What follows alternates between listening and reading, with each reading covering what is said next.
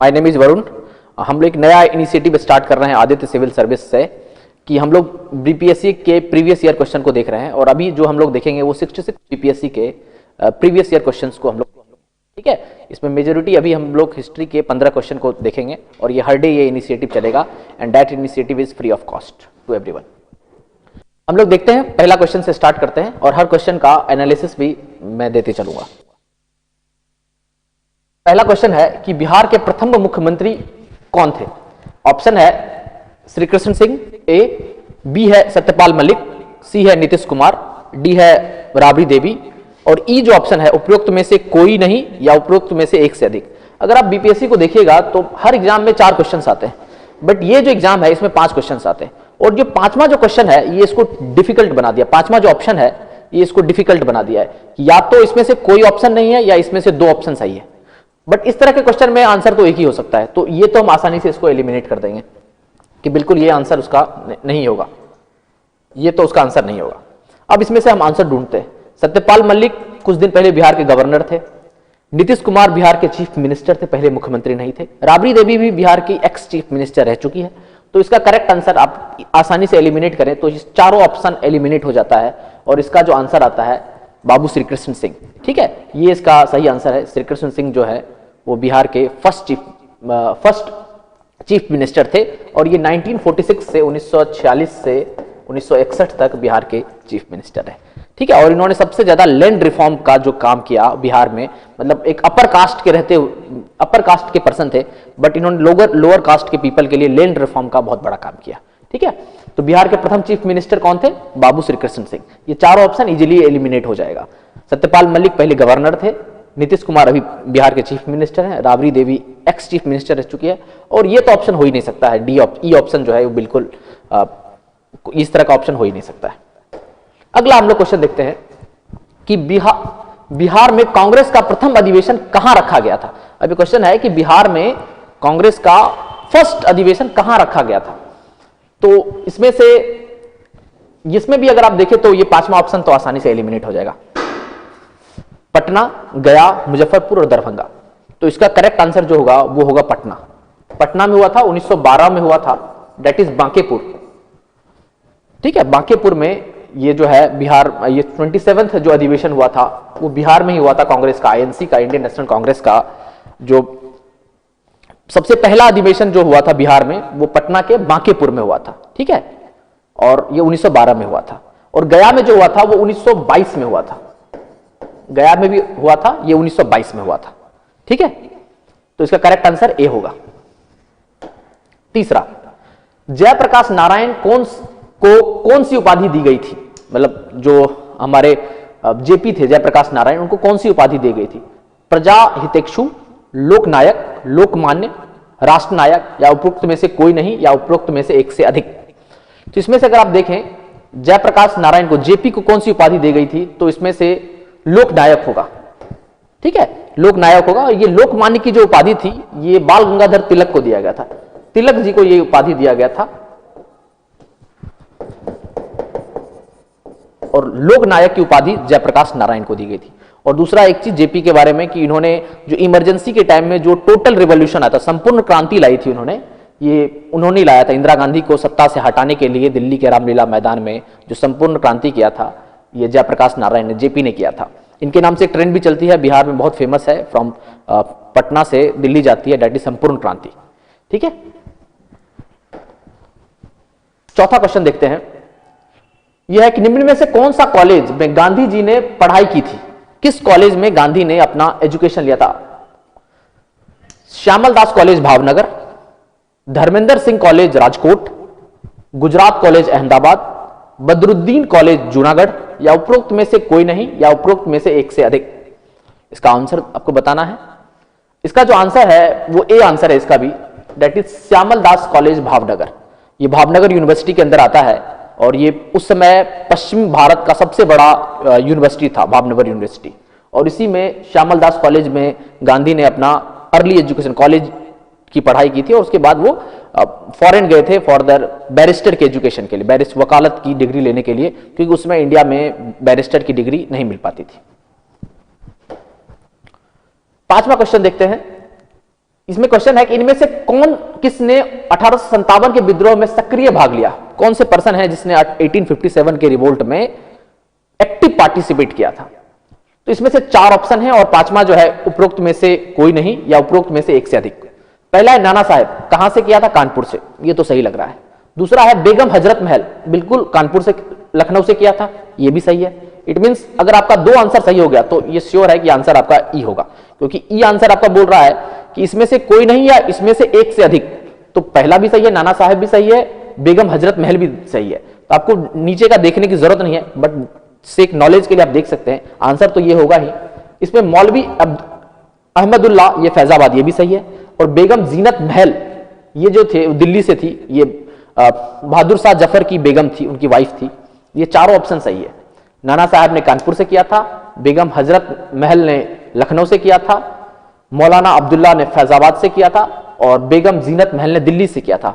और आपको comment section में बताना है कि बिहार से किसने पार्टिसिपेट किया, और मैं हिंट के लिए बता देता हूं, आरा से उस पर्सन ने किया था। आपको कमेंट सेक्शन में बताना है। छठा क्वेश्चन जो है, किस अधिनियम के बारे में जवाहरलाल नेहरू ने कहा था कि हमें एक ऐसी कार दी गई है जिसमें सब ब्रेक है किंतु इंजन नहीं है। 1858 का अधिनियम, 1919 का अधिनियम, 1909 का अधिनियम, सी ऑप्शन है 1919 का अधिनियम और 1935 का अधिनियम। इसको बोलते हैं मॉर्ले मिंटो रिफॉर्म। 1909 के अधिनियम को मॉर्ले मिंटो बोलते हैं और 1919 को बोलते हैं मोंटेस्क्यू चेम्सफोर्ड। और 1935 जो है वो government of India act 1935, later वो इंडिया का कॉन्स्टिट्यूशन बनता है। तो इसमें जो ऑप्शन है वो डी ही आंसर सही है। भारतीय सरकार अधिनियम, गवर्नमेंट ऑफ इंडिया एक्ट 1935 को जवाहरलाल नेहरू ने कहा था कि हमें एक ऐसी कार मिली है, कार दी गई है जिसमें ब्रेक है किंतु इंजन नहीं है। ठीक है, बिकॉज इसमें आपका जो डायरकी जो है वो स्टेट से हटा करके सेंटर में दिया गया था, बट फंडामेंटल राइट को खत्म कर दिया गया था। इसके लिए मूलभूत अधिकार को खत्म कर दिया गया था। यह 7वां क्वेश्चन है कि दांडी यात्रा कितने दिन तक चली थी, मतलब दांडी मार्च जो महात्मा गांधी ने स्टार्ट किया था वो कितने दिन तक चली थी। ऑप्शन ए है कि 10 दिन, ऑप्शन बी जो है वो 20 दिन, ऑप्शन सी जो है वो 24 दिन, ऑप्शन डी जो है वो 30 दिन और ऑप्शन ई जो है इनमें से कोई नहीं या उपरोक्त में से एक से अधिक। तो एक से अधिक तो आंसर नहीं हो सकता, इस ऑप्शन को हम एलिमिनेट बिल्कुल कर देते हैं। इस चारों में से हमको देखना है, तो इसमें आपको एग्जैक्ट डे याद करना पड़ेगा कि किस दिन दांडी मार्च स्टार्ट हुआ था। ये दांडी मार्च जो है वो 12 मार्च को स्टार्ट हुआ था और ये 5 अप्रैल तक चला था। ठीक है, और ये चला कितने दिन था, 24 दिन चला था। सी आंसर इसका ऑप्शन, 24 दिन दांडी मार्च चला था। ठीक है, और इसमें गांधी जी ने साल्ट के अगेंस्ट सत्याग्रह किया था। फ्रॉम दांडी में इनका अहमदाबाद में साबरमती आश्रम से लेकर दांडी तक ये गए थे और ये डिस्टेंस को 24 दिन में तय किया था। इसमें से बिहार में जो बिहार से भी पर्सन थे, आपको कमेंट सेक्शन में बताना कि कौन से पर्सन ने बिहार से यहां पर पार्टिसिपेट किया। और सरोजनी नायडू एक फीमेल थी, उसने भी पार्टिसिपेट किया। और 78 अनुयायी के साथ गांधी जी ने अहमदाबाद आश्रम, साबरमती आश्रम से दांडी तक गए थे इस मार्च के लिए, साल्ट सत्याग्रह को लेकर, कि वहां जाकर उन्होंने साल्ट बनाया और उस कानून को तोड़ा। 9वां क्वेश्चन है, 8th क्वेश्चन सॉरी, ये प्रसिद्ध गीत सरफरोशी की तमन्ना अब हमारे दिल में है, इसकी रचयिता कौन थे। ये क्वेश्चन थोड़ा डिफिकल्ट है। प्रसिद्ध गीत सरफरोशी की तमन्ना अब हमारे दिल में है कि रचयिता कौन थे। ए ऑप्शन है सूर्य सेन, बी ऑप्शन है सी ऑप्शन सरदार भगत सिंह, डी ऑप्शन है राम प्रसाद बिस्मिल और ई ऑप्शन जो है इसमें है उपरोक्त में से कोई नहीं या उपरोक्त में से एक से अधिक। अगर आप देखें तो सूर्य सेन ने बिल्कुल नहीं, ये गीत तो नहीं लिखा था। इसने चिटगांव में जो रेड हुआ था, चिटगांव आर्मरी रेड हुआ था, ठीक है, वहां पर जो चिटगांव में जो आर्म्स को लूटा गया था उसमें ये थे सूर्य सेन। चंद्रशेखर आजाद बिल्कुल नहीं, ये HSR Hindustan socialist Republic association बनाया था 1928 में, ये नहीं। सरदार भगत सिंह ने सोशलिस्ट पार्टी बनाया था 1924 में, ये भी नहीं थे।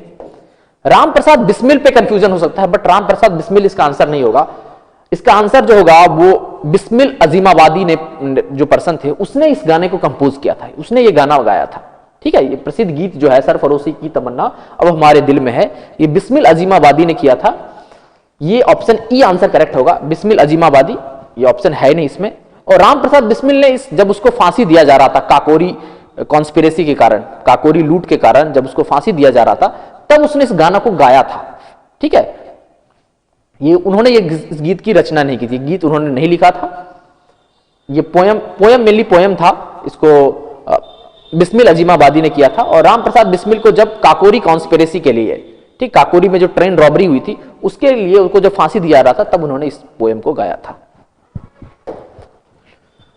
नाइन्थ जो क्वेश्चन है वो बंगाल विभाजन के प्रत्याघात में के रूप में कौन कौन सा आंदोलन शुरू हुआ?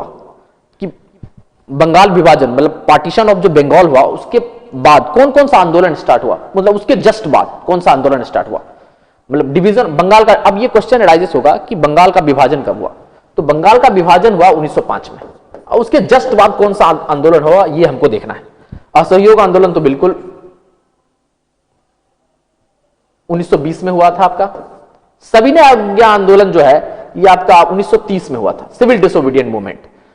आपका स्वदेशी जो हुआ था ये 1905-6 में हुआ था, 1906 में स्वदेशी हुआ था, और पूर्ण स्वराज की मांग जो है 1930 में हुई थी, 1930 में। तो ये इसका आंसर जो होगा वो स्वदेशी आंदोलन, मतलब बंगाल विभाजन हुआ था ईस्ट, मतलब अभी जो बंगाल है वो जो पाकिस्तान जो अभी ईस्ट बांग्लादेश है उसको डिवाइड किया गया था, और उसके बाद जो हिंदू मुस्लिम की यूनिटी देखने को मिली, और उसके बाद स्वदेशी मूवमेंट चला। ठीक है, उसमें हमने जितने भी विदेशी गुड्स हैं उसका बाइकाट किया। उसके बाद हमने विदेशी कॉलेज, मतलब जो अंग्रेजों का जो कॉलेज था उनकी जो गुड्स थी उसका हमने बाइकाट किया, और हम सब कुछ 20 स्वदेशी 22 स्वदेशी का कॉन्सेप्ट पे हम आए। ठीक है, तो स्वदेशी मूवमेंट 1905 से 1906 तक चला। 10वां क्वेश्चन देखते हैं, इनमें से 1945-46 में दिल्ली में हुए आईएनए के मुकदमे के पक्ष में वकील पेश हुए। 1945-46 में जो INA Indian national army captain Mohan Singh ने बनाया था, ठीक है, इसका जो मुकदमा चला था लाल किले पे, उनका ट्रायल चला था, उसमें कौन कौन से वकील, किसने वकील के पक्ष में पेश आए थे? तो इसमें ऑप्शन है doctor Rajendra Prasad, Bhulabhai Desai B, C option है के.एम. मुंशी, डी ऑप्शन है सरदार पटेल, और ई ऑप्शन है इनमें से कोई नहीं या उपरोक्त में से एक से अधिक। तो इसका जो करेक्ट आंसर होगा वो भूलाभाई देसाई होगा, वो वकील के पक्ष में हुए थे। अब ये आईएनए क्या था ये हम लोग हिस्ट्री पढ़ेंगे तो उसमें देख लेंगे, बट छोटा सा क्रक्स में बता देता हूं कि जो ब्रिटिश इंडियन आर्मी था, जो इंडिया का जो आर्मी था, ब्रिटिश इंडियन आर्मी, ठीक है, और आईएनए जो था कि वो सैनिक जो सुभाष चंद्र बोस के साथ मिलकर के इंडिया पे ही, मतलब ब्रिटिश इंडियन आर्मी पे अटैक किया था, और जब इन वॉर प्रिजनर को पकड़ा गया था, ठीक है, जब इन वॉर प्रिजनर को पकड़ा गया था तो लाल किले पे इनका ट्रायल हुआ था, तो इनको बचाने के लिए कौन से इंडिया के किस लोगों ने इनके लिए इनको प्रोटेक्शन में आए थे आगे? तो भूलाभाई देसाई एक माने जाने माने वकील थे, वो इनके प्रोटेक्शन में आए थे। और आपको ये भी आना है कि इनके प्रोटेक्शन में मोहम्मद अली जिन्ना भी आए थे, ठीक है, जवाहरलाल नेहरू भी आए थे, बट ऑप्शन में नहीं है जवाहरलाल नेहरू, तो आपको भूलाभाई देसाई ही ऑप्शन है, तो आपको ये आंसर सही होगा। मोहम्मद अली जिन्ना का भी देखना है कि वो भी आईएनए ट्रायल में वकील, मतलब इनके प्रोटेक्शन में आए थे। 11वां नंबर क्वेश्चन है कि मैडम कामा ने भारत के तिरंगा स्वतंत्रता ध्वज में को कहां फहराया? मतलब मैडम कामा ने इंडिया का जो फ्लैग था उसको कहां फहराया? तो ऑप्शन ए है पेरिस, ऑप्शन बी है आपका लंदन, ऑप्शन टी है स्टुटगार्ट, ऑप्शन डी है जेनेवा, और ऑप्शन डी है इसमें से कोई नहीं है, इनमें से उपरोक्त में से एक से अधिक। ये ऑप्शन तो बिल्कुल नहीं होगा, कहीं फहराया होगा तो वहीं एक जगह ही। तो इसका सही आंसर होगा ऑप्शन सी, स्टुटगार्ट में 1907 में फहराया था, और वो अभी जर्मनी में है, उस समय भी जर्मनी में था, जर्मनी में, ठीक है, जर्मनी में है ये। 12 नंबर क्वेश्चन को देखते हैं, निम्नलिखित में से कौन से जोड़ी सही है? ये बताना है कौन सा जोड़ी जो है वो सही है। विनोबा भावे द्वितीय व्यक्तिगत सत्याग्रह, सेकेंड इंडिविजुअल सत्याग्रह, सीआर दास देशबंधु, विलियम वेडरबर्न 1907 में कांग्रेस के सभापति, और श्यामजी कृष्ण वर्मा पेरिस में इंडिया हाउस की स्थापना। इसमें से कौन सा जोड़ी जो सही है? फर्स्ट और ई ऑप्शन जो है इनमें से कोई नहीं है, उनमें से एक से अधिक हमको देखना है। विनोबा भावे ने सेकेंड व्यक्तिगत सत्याग्रह किया था, नहीं, फर्स्ट व्यक्तिगत सत्याग्रह इन्होंने किया था। फर्स्ट व्यक्तिगत सत्याग्रह जो था वो विनोबा भावे ने किया था, और सेकंड व्यक्तिगत सत्याग्रह जो था वो जवाहरलाल नेहरू ने किया था। ये गलत है, ये कट हो जाएगा। दूसरा है सीआर दास देशबंधु, ये तो बिल्कुल सही है, बट हमको अभी नीचे का ऑप्शन जो है हमको और देखना पड़ेगा। विलियम वेडरबर्ग, ये कांग्रेस का 1907 में नहीं था, बट 1889 में कांग्रेस के प्रेसिडेंट बने थे वीडियम वेडरवर्थ। ठीक है, ये गलत है। और डी ऑप्शन है, श्यामजी कृष्ण वर्मा ने पेरिस में इंडिया हाउस की स्थापना की थी। नहीं, पेरिस में नहीं किया था, इन्होंने लंदन में किया था इंडिया हाउस की स्थापना। लंदन में, इंग्लैंड में इन्होंने इंडिया हाउस की स्थापना किया था। तो इसका सही आंसर जो होगा CR दास, देश बंधु। चितरंजन दास जो था उनको देश बंधु की उपाधि दी गई थी। और ये 1922 में जो गया में सेशन हुआ था, 1922 में जो गया में जो सेशन हुआ था बिहार में कांग्रेस का, उसमें प्रेसिडेंट रह चुके हैं। ठीक है, कांग्रेस का जो 1922 में जो गया में सेशन हुआ था उसमें वो INA से, इंडियन नेशनल कांग्रेस से प्रेसिडेंट रह चुके हैं और इन्होंने स्वराज पार्टी की स्थापना की थी। ठीक है, तो हम लोग आगे हिस्ट्री पढ़ेंगे तो इसमें देखेंगे। ये क्वेश्चन है, 13 नंबर क्वेश्चन है कि भारतीय राष्ट्रीय कांग्रेस द्वारा किस दिन पूर्ण स्वराज दिवस घोषित किया गया। मतलब इंडियन नेशनल कांग्रेस ने, INC ने किस दिन कंप्लीट इंडिपेंडेंस की बात की, पूर्ण स्वराज दिवस घोषित किया। कीवर्ड है पूर्ण स्वराज दिवस। अब इसमें ऑप्शन है 26 जनवरी 1930, बी ऑप्शन है कि 15 अगस्त 1947, सी ऑप्शन है कि 30 जनवरी 1948 और डी ऑप्शन है कि 31 मार्च 1950। किस दिन इंडियन नेशनल कांग्रेस ने पूर्ण स्वराज की स्थापना की। तो आपको दो ऑप्शन में कंफ्यूजन होगा, बट रेस्ट ऑप्शन तो आप आसानी से एलिमिनेट कर दीजिएगा, दो ऑप्शन। बट इसका सही आंसर जो होगा वो 26 जनवरी 1930 को, जब 1929 में कांग्रेस का सेशन चला हुआ था। 1929 में कांग्रेस का सेशन कहां हुआ था? यह सेशन हुआ था लाहौर में। ठीक है, लाहौर में कांग्रेस का सेशन हुआ था 1929 का। और ये जब सेशन हुआ था तो इसमें कांग्रेस के जो प्रेसिडेंट थे ये नेहरू जी थे। तो इन्होंने कहा था कि दिसंबर में सेशन हुआ था, तो इन्होंने कहा था कि 26 जनवरी को हम जो है 1930 में जो 26 जनवरी होगा उसको हम पूर्ण स्वराज दिवस के रूप में मनाएंगे। और इसी को देखते हुए हम जो है रिपब्लिक डे अभी जो हमारा आएगा 26 जनवरी को, हम आजादी तो हम 15 अगस्त को हम मना लिए, बट उसी के मेमोरी में, पूर्ण स्वराज की मेमोरी में हम रिपब्लिक डे 26 जनवरी 1950, मतलब 26 जनवरी को हम गणतंत्र दिवस के रूप में मनाते हैं। ये क्वेश्चन है कि कांग्रेस ने कब पूर्ण स्वराज दिवस बनाया, तो 26 जनवरी 1930 को मनाया था लाहौर में रावी नदी के किनारे। ये क्वेश्चन है 14वां नंबर क्वेश्चन है कि बिहार की स्थापना कब हुई। ऑप्शन है ए 1911, बी है 1922, सी है 1913, डी है 1914 और ई जो है 1900, उपरोक्त में से कोई नहीं, उपरोक्त में से सही इसका देखना है। तो आपका जो सही आंसर होगा ये 1912 होगा। 1912 में 22 मार्च जो है 22 मार्च 2 मार्च 1922 को 1912 को बिहार एस्टेब्लिश्ड हुआ था, बंगाल से विभाजन होकर बिहार बना था। और ये जो है आपका 1912 को बिहार का स्थापना दिवस मनाया जाता है और ये 22 मार्च को मनाया जाता है एवरी ईयर। ये क्वेश्चन है, लास्ट क्वेश्चन हिस्ट्री से है कि बिहार में तिनकठिया पद्धति में नील की खेती के लिए भूमि में कितना भाग आमनत रखा जाता था। तिनकठिया पद्धति मतलब 1/3 जो होगा दैट इज तिनकठिया पद्धति। ऑप्शन ए है 1/10, ऑप्शन बी है 1/3, ऑप्शन सी है 3/20, ऑप्शन डी है 3/25 और ई है उपरोक्त में से कोई नहीं है, उपरोक्त में से एक से अधिक। तो इसका आपका सही आंसर होगा 3/20। ये तिनकठिया पद्धति जो था वो बिहार के चंपारण डिस्ट्रिक्ट में ये होता था और वहां पर क्या था कि इंडिगो की खेती होती थी। और गांधी जी सबसे पहले जब 9 जनवरी 1915 को जब दक्षिण अफ्रीका से इंडिया आए थे तो सबसे पहले जो उन्होंने सत्याग्रह किया था वो बिहार में किया था और चंपारण में किया था, दैट इज चंपारण सत्याग्रह। ठीक है, और यहां पर आकर इंडिगो खेती में जो फार्मर थे उनके खिलाफ जो ब्रिटिश सरकार ऑब्स्ट्रेकन करती थी उसके खिलाफ इन्होंने काम किया है। ठीक है, तो ये तिनकठिया पद्धति जो था वो इंडिगो खेती के लोगों को रोकने के लिए ये किया था गांधी जी ने।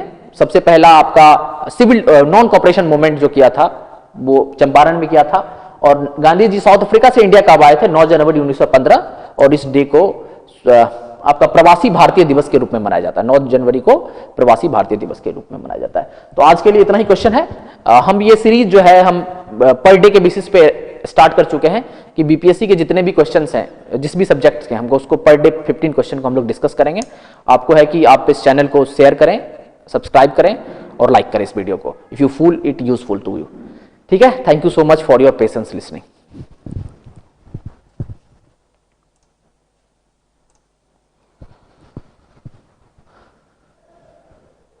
ठीक था।